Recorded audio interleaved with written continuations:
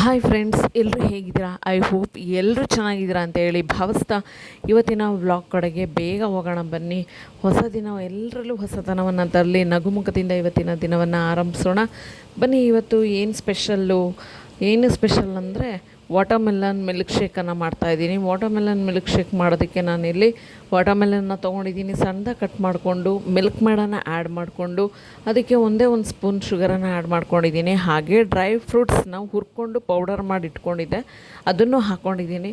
ಮನೆಯಲ್ಲಿ 2 ಬಾಳೆಹಣ್ಣಿತ್ತು, ಸೊ ಅದನ್ನು ಆ್ಯಡ್ ಮಾಡಿಕೊಂಡು ಮಿಕ್ಸಿಲಿ ಹಾಕಿ ಡರ್ರ ಬುರ್ರ ಅನ್ನಿಸ್ಬಿಟ್ರೆ ರೀ ಲೋಟಕ್ಕೆ ಹಾಕೊಂಡು ಕುಡೀರಿ. ಅದಕ್ಕಿಂತ ಬೇಕೇನ್ರಿ, ಹೋಗ್ತಾರೆ ಬೇಕ್ರಿಗೆ, ಅಯ್ಯೋ ಇದು ಅಂದ್ಕೊಂಡು ಹೋಗ್ತೀರಾ.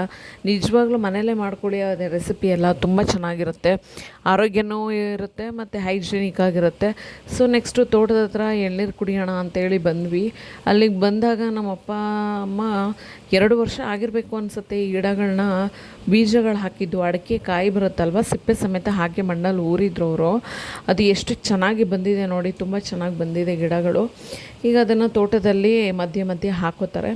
ಬನ್ನಿ ಈಗ ನಾವು ಎಳ್ನೀರನ್ನು ಕುಡಿಯೋಣ. ಎಳ್ನೀರನ್ನು ಅದು ಫ್ರೀಯಾಗಿ ಕುಡಿತಾ ಇದ್ದೀವಿ ರೀ. ಟೌನಲ್ಲೆಲ್ಲ 70 ರೂಪಾಯಿ 100 ರೂಪಾಯಿನೇ ಇರುತ್ತೆ ಅನಿಸುತ್ತೆ. ನಿಮ್ಮ ಕಡೆ ಎಲ್ಲ ಏನೇನು ರೇಟ್ ಇದೆ ಎಳ್ನೀರದು ಒಂದು ಕಮೆಂಟ್ ಹಾಕಿ. ಯಾರಿಗೆಲ್ಲ ಎಳ್ನೀರು ಅಂದರೆ ಇಷ್ಟ ಎಲ್ಲರೂ ಒಂದೊಂದು ತಮ್ಮನ್ನು ಕುಡಿ.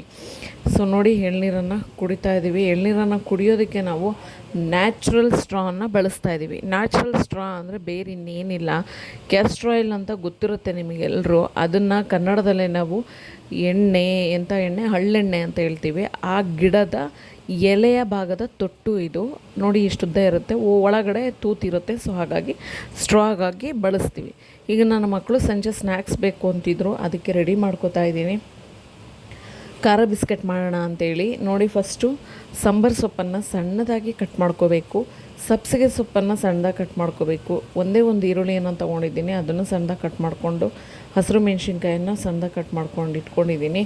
ಆಮೇಲೆ ನೆಕ್ಸ್ಟು ಒಂದು ಸಣ್ಣ ಕಪ್ಪಿನಲ್ಲಿ ಫುಲ್ ಕಪ್ ಆಗುವಷ್ಟು ಮೈದಾ ಹಿಟ್ಟು, ಅದರ ಕಾಲು ಭಾಗದಷ್ಟು ಚಿರೋಟಿ ರವೆಯನ್ನು ತೊಗೊಂಡಿದ್ದೀನಿ. 2 ಸ್ಪೂನು ತುಪ್ಪವನ್ನು ತೊಗೊಂಡಿದ್ದೀನಿ. ಈಗ ಅವೆಲ್ಲವನ್ನು ನೋಡಿ, ಈಗ ಮೈದಾ ಹಿಟ್ಟನ್ನು ಫಸ್ಟ್ ರವೆಯನ್ನು ಹಾಕ್ಕೊಂಡು ಆಮೇಲೆ ಕಟ್ ಮಾಡ್ಕೊಂಡಿರೋ ಇಂಗ್ರೀಡಿಯೆಂಟ್ಸ್ನ ಜೊತೆಗೆ ಸ್ವಲ್ಪ ಉಪ್ಪನ್ನು ಹಾಕ್ಕೊಂಡು ಒಳ್ಳೆ ಡ್ರೈ ಮಿಕ್ಸನ್ನು ಕೊಡಬೇಕು. ಇದಕ್ಕೆ ನೀಟಾಗಿ ಮಿಕ್ಸ್ ಮಾಡ್ಕೊಳ್ಳಿ. ಆಮೇಲೆ ನೆಕ್ಸ್ಟು ತುಪ್ಪವನ್ನು ಕಾಯಿಸ್ಕೊಂಡು ಒಂದು ಬಾಣಲೆಯಲ್ಲಿ ಅದನ್ನು ಇದಕ್ಕೆ ಆ್ಯಡ್ ಮಾಡ್ಕೊಳ್ಳಿ.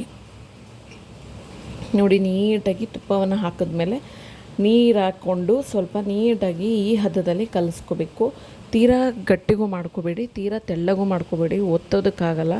ಸೊ ನೀಟಾಗಿ ನೋಡಿ, ಚಪಾತಿ ಹದದಲ್ಲಿ ಕಲಿಸ್ಕೊಂಡು ನೀಟಾಗಿ ರೀತಿ ಚಪಾತಿ ಮಣೆ ಮೇಲೆ ಒತ್ಕೊಳ್ಬೇಕು. ನೀಟಾಗಿ ಚಪಾತಿಯನ್ನು ಹೇಗೆ ಒತ್ಕೋತೀರೋ ಅದೇ ರೀತಿ ಒತ್ಕೊಳ್ಳಿ.